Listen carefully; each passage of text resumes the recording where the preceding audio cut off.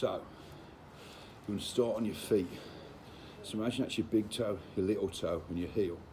You want to make like a tripod with both your feet. So you're gripping the floor. You want to keep your feet about shoulder width apart.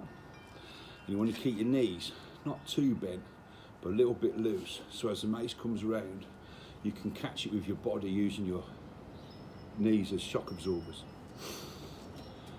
You want to twist into it. So as the mace comes over, you should be twisting into it. Okay? Not sort of rocking. You want to be twisting. So you're engaging all this sort of stuff rather than using your body weight to move it side to side. You want a nice loose grip on the handle of the mace. So imagine if you've got a little caged bird and it escapes. You want to catch it to put it into the cage. You don't want to squish it and kill it. And that's where you want to have your hands. As far as hand placement, I know some people say if your hands on the bottom go that way, if your hands on the top go that way. To be honest with you, when you start, it's probably a good point of call to do that so you know which way you're going and how many you've done so many sides. But to be honest with you, it shouldn't matter whether you have this hand on top or that hand on top, if you go that way or that way, because you need to be going that way with this hand on the bottom and that way with that on the bottom, because if this hand's on top, when you come up you can see that this elbow is more of an angle. And if I change this way, this elbow is more of an angle. So by doing both sides with both hand grips, you're using your arms and your elbows, your shoulders and everything else about the same way. So going back to this, so your hands shouldn't be up here. They should be literally brushing the back of your neck or the bottom of your neck. And your elbow should be sort of like a ball's horn. So if you're up here, you can see that angle, and if you're down here, you can see my elbows are more prominent pointing up.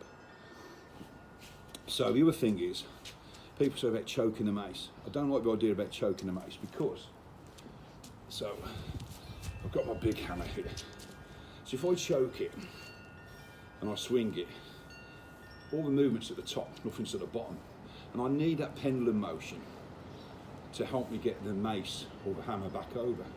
So if I drop it down a bit, you can see that by not choking it, I'm allowing the pendulum to do the thing it's supposed to do. So my thing is really, your first mace should be a mace, but you don't have to choke. So yeah, you might have to buy 2 maces, but your first light mace you can always use if you get injured or to use it for practice for flow. And then when you go up higher maces, it's good to have that good form rather than bad form. And by good form I mean starting off at the start with good form. So I will go this way first. So people say about dropping the mace into your pocket, which is all right when it's a light mace, but when it's a heavy mace, you almost need to throw it away. And by throwing it away, it also allows it to pendulum more. Yeah? So if I just drop it, it doesn't pendulum as much. If I throw it, it pendulums loads.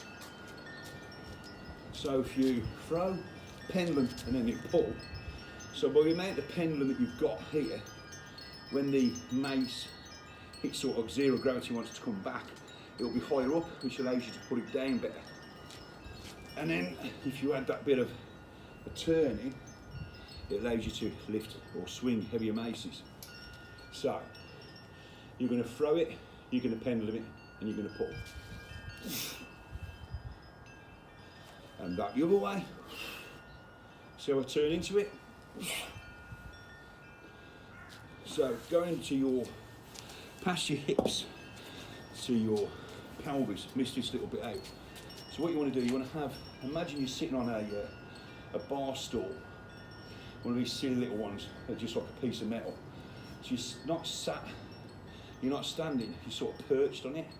So your knees are sort of loose, your pelvis should be pushed forward a little bit, not tucked in, and you should be bracing your abs, not sucking them in, but bracing it as if someone's going to punch you in the belly. So good grip on your feet, loose knees, feet shoulder width apart. You should have your pelvic slightly thrust forward. You should have braced abs. Doesn't matter which way you go with grip, as long as it's a loose grip. Try not to choke the mace. And then if it all comes into fashion, you should be doing this. So you breathe in as you throw it, out as you put it down.